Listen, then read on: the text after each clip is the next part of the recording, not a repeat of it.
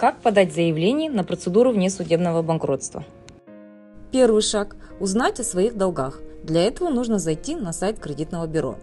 Для применения внесудебного банкротства сумма долга не должна превышать 5 520 000 тенге, а срок просрочки по платежу должен быть более 12 месяцев. Второй шаг – узнать, имеется ли имущество в личной или в общей собственности. Для этого зайти на портал электронного правительства e-gov.kz. Третий шаг. Необходимо приложить документ об урегулировании долга с кредитором, банком второго уровня, либо микрофинансовой организацией. Документом урегулирования считается отказ банка в урегулировании, копия заявления, либо подтверждение о направлении заявления в электронном формате в случае отсутствия ответа банка.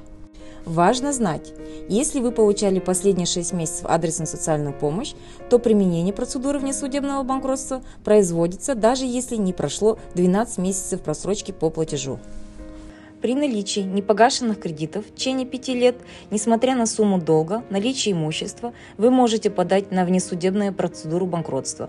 В этом случае не требуется ответ банка или микрофинансовой организации об отказе в изменении условий договора. Четвертый шаг – удостовериться в наличии регистрации номера телефона в базе мобильных граждан.